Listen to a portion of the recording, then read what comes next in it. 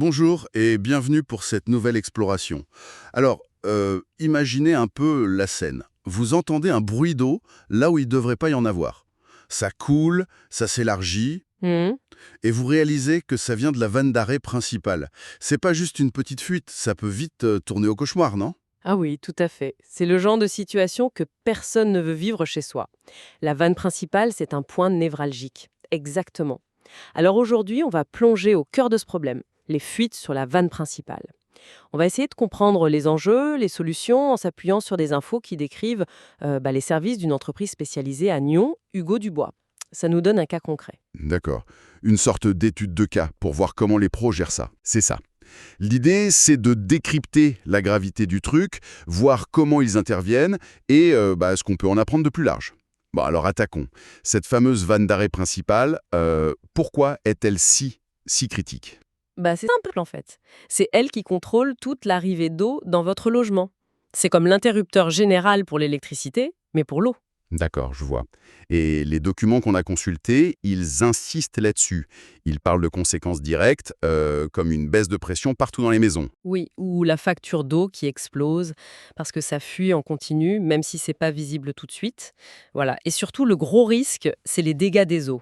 Ça peut toucher les murs, les planchers, la structure même du bâtiment si on laisse traîner. Le message des sources est vraiment clair, faut agir vite, c'est une urgence. Absolument. Et quand on dit urgence, c'est pas juste pour faire peur. D'un point de vue technique, l'eau qui s'infiltre, elle fait des ravages. Ça peut pourrir le bois, dégrader le placo, faire apparaître des moisissures. Pas très sain tout ça. Non, et ça peut même affaiblir les fondations à long terme. Chaque heure qui passe, ça peut se chiffrer en milliers de francs de réparation supplémentaires. Donc l'intervention rapide, comme le souligne l'entreprise citée, c'est vraiment pas un luxe, c'est essentiel pour limiter les dégâts. Logique. Donc face à ça, la solution qui semble s'imposer, c'est de faire appel à des pros. Les sources disent que l'équipe d'Hugo Dubois est aguerrie. Ça suggère une certaine expérience. Oui, aguerris, ça sous-entend qu'ils en ont vu d'autres, qu'ils connaissent leur métier. Ils promettent aussi une intervention rapide et dans les règles de l'art. Bon, ça ce sont des mots rassurants quand on est dans la panique, mais dans les règles de l'art, pour une vanne principale, qu'est-ce que ça veut dire concrètement?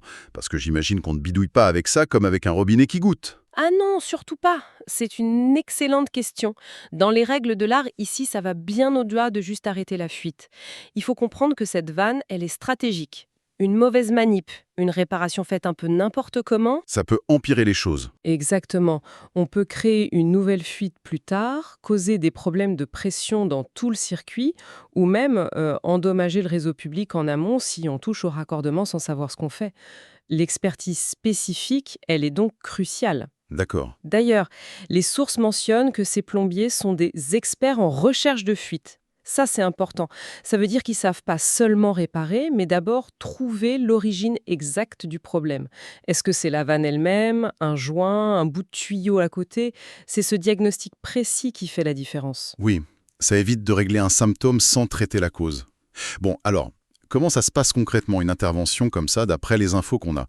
Ça a l'air assez cadré. Oui, ils décrivent un processus assez logique. D'abord, une évaluation rapide en arrivant sur place. Ok, pour comprendre l'ampleur du dégât. Voilà. Et ensuite, et ça c'est intéressant, ils parlent d'utiliser des techniques modernes de détection de fuite. Ah oui, ça m'intrigue. Le gros avantage apparemment, c'est de pouvoir trouver la fuite sans tout démolir, surtout si la vanne est cachée dans un mur ou sous terre. Comment ça marche ces trucs-là? Alors oui, c'est un vrai progrès par rapport à avant où il fallait parfois casser à l'aveugle. Pour simplifier, il y a plusieurs méthodes. Par exemple, la caméra thermique. Thermique, comme pour voir la chaleur? Oui, mais là c'est plutôt pour voir le froid. L'eau qui s'infiltre, même derrière un mur, ça refroidit les matériaux autour. Et ça, la caméra infrarouge le détecte. Ça donne une zone suspecte. Pas mal. Et il y a d'autres techniques? Oui, il y a aussi l'écoute électroacoustique. Ce sont des micros très sensibles qui peuvent entendre le bruit spécifique d'une fuite sous pression, même à travers une dalle de béton. Un peu comme un stéthoscope, mais pour les tuyaux. Incroyable. Et il y a aussi le gaz traceur. On injecte un gaz inoffensif dans la canalisation vide et on regarde où il ressort avec un détecteur. L'endroit où il s'échappe, c'est là où est la fuite. Ah ouais, c'est assez high-tech quand même. Ça évite de faire des trous partout pour rien. Exactement. Ça permet un diagnostic ciblé, ça limite les dégâts, le temps d'intervention et donc les coûts. C'est crucial, surtout, comme le disent les sources, pour les tuyaux enterrés ou encastrés, où on ne voit rien de l'extérieur. Essayer de trouver ça soi-même sans équipement, c'est souvent mission impossible et ça risque d'aggraver les choses. Ok, donc la technologie aide à localiser précisément. Et une fois qu'on sait où ça fuit, quelles sont les solutions? Les documents parlent de plusieurs possibilités. Ça n'est pas toujours la même chose, j'imagine. Non, ça dépend du diagnostic. Parfois, c'est juste un joint ou un raccord qui fuit. Dans ce cas, un simple resserrage ou un remplacement du joint peut suffire. C'est le cas le plus simple. Et si c'est plus grave? Si la vanne elle-même est abîmée, usée, pleine de calcaire, fissurée, là souvent, la seule solution fiable, c'est de la remplacer complètement. Essayer de la bricoler, c'est risquer une nouvelle fuite très vite. Ok, donc remplacement complet. Oui. Et parfois, l'inspection montre que le tuyau juste à côté de la vanne est aussi en mauvais état. Dans ce cas, le professionnel va logiquement proposer de le réparer ou de le remplacer en même temps. Pour éviter de devoir revenir d'un Sinois pour le tuyau. Voilà. C'est ça une approche professionnelle. On traite la cause, pas juste le symptôme, et on regarde l'ensemble du système. Cette vision globale, c'est intéressant. Et d'ailleurs, les sources montrent que cette entreprise Hugo Dubois ne fait pas que les vannes principales. Ils se présentent comme des spécialistes des fuites en général. Oui, c'est une extension logique. Ils insistent pas mal sur leur capacité à gérer les fuites sur les canalisations enterrées ou encastrées, qu'ils décrivent comme difficiles à détecter et à réparer. Ça rejoint ce qu'on disait sur les techniques modernes. Tout à fait. Et c'est là que la complexité augmente vraiment. Une fuite sous une dalle, dans un jardin, ça peut faire des dégâts énormes et très chers avant même qu'on s'en rende compte. Oui, on imagine bien l'humidité qui remonte, le sol qui s'affaisse, exactement. Et pour trouver ça sans transformer la maison ou le jardin en champ de bataille, il faut vraiment l'équipement et le savoir-faire. Le risque d'aggraver les choses en essayant soi-même est maximal. La promesse d'intervenir dans le respect des installations, elle prend tout son sens ici, minimiser les dégâts pendant la recherche et la réparation. Et il couvre aussi les fuites plus classiques, on va dire. Le robinet de cuisine qui goûte, la chasse d'eau qui fuit. Oui, apparemment, il couvre tout ça. Robinet, toilette, douche et même le circuit de chauffage, ce qui est important aussi. Et l'idée, c'est un peu d'être le spécialiste fuite pour toute la maison, quoi. C'est ça. Et c'est un avantage certain. Pas besoin de chercher X entreprises différentes selon l'endroit où ça fuit. Avoir un seul interlocuteur capable de tout gérer, de l'urgence sur la vanne principale à la petite fuite sournoise d'un radiateur, ça simplifie beaucoup les choses. Ça suggère une vraie polyvalence. Ok. Passons maintenant aux aspects très pratiques, ceux qui angoissent souvent en cas d'urgence. On a trouvé des infos dans la section FAQ des documents. Alors concrètement, comment ça se passe? D'abord, le temps. Pour une urgence comme une fuite sur la vanne principale à Nyon, ils annoncent intervenir dans l'heure. C'est rapide, non? C'est très rapide. C'est un argument fort. Pour tenir ça, il faut une sacrée organisation derrière. Des techniciens bien répartis, un bon dispatching, des véhicules équipés prêts à partir. Faut être prêt à bondir, quoi. Voilà. Bon, après, dans l'heure, c'est un objectif. Ça peut dépendre du trafic, du nombre d'appels au même moment, faut rester réaliste. Mais l'engagement en lui-même montre que les urgences sont leur priorité. Et on a vu pourquoi c'est important. Clairement. Autre point sensible, l'argent, le coût. Personne n'aime avoir une mauvaise surprise sur la facture, surtout dans ces moments-là. Ils disent qu'ils font une évaluation sur place, puis un devis clair avant les gros travaux. Objectif, transparence et prix juste. Qu'est-ce qu'on peut penser de cette promesse de devis en urgence? C'est fondamental pour la confiance. La grande crainte en urgence, c'est de se sentir pris en otage et de payer des tarifs exorbitants. Le fait de s'engager sur un diagnostic et un devis détaillé, même pour un dépannage rapide, c'est un signe de sérieux. Ça permet de savoir où on va financièrement. Exactement, on peut poser des questions, comprendre ce qui est inclus et donner son accord en connaissance de cause. Bien sûr, transparent ne veut pas dire gratuit, l'expertise et la rapidité ont un coût, mais ça évite l'arbitraire. C'est toujours bien de clarifier ce que couvre le devis et ce qui pourrait éventuellement s'ajouter si on découvre un autre problème en cours de route. Bonne précaution.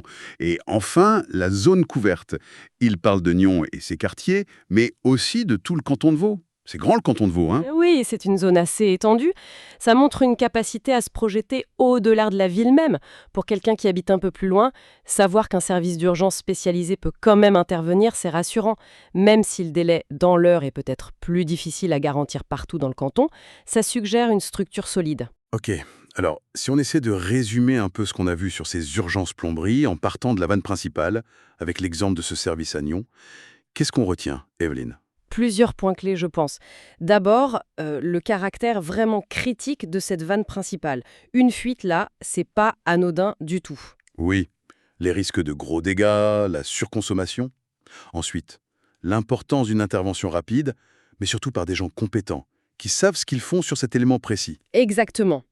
Et l'apport des nouvelles technologies de détection qui changent la donne en évitant de tout casser pour trouver la fuite. C'est vrai, ça c'est qu'un gros plus. On a vu aussi l'intérêt d'avoir un service qui couvre un peu toutes les fuites possibles dans une maison, pas juste la brosse urgence. La polyvalence, oui. Et puis les aspects pratiques, la promesse de rapidité, la transparence des prix avec un devis et une zone d'intervention assez large. Ce sont des éléments concrets qui comptent beaucoup quand on est dans le pétrin. Tout à fait. Et si on prend un peu de recul, on voit que la valeur de ce type de service pro, ça va au-delà de la simple réparation. C'est de la prévention de dégâts bien plus graves et donc potentiellement bien plus chers. C'est aussi une question de sécurité de l'installation. Et de tranquillité d'esprit, j'imagine. Ah oui, énormément. Savoir qu'il y a une solution fiable et rapide en cas de coup dur, ça enlève un poids. Finalement, payer pour une intervention pro et rapide, c'est souvent faire des économies à long terme, en argent et en stress. C'est une très bonne synthèse. Et pour finir, peut-être une petite question pour réfléchir un peu plus loin. On a beaucoup parlé de comment réagir quand la fuite est là. Mais est-ce qu'on ne pourrait pas être plus préventif? Bonne question. Au lieu de juste savoir qui appeler en catastrophe, est-ce qu'une vérification régulière, une petite maintenance de temps en temps sur ces éléments clés, comme la vanne principale, les joints critiques, les tuyaux un peu vieux, est-ce que ça ne serait pas la meilleure façon d'éviter de se retrouver les pieds dans l'eau, avec tous les problèmes et les coûts que ça engendre?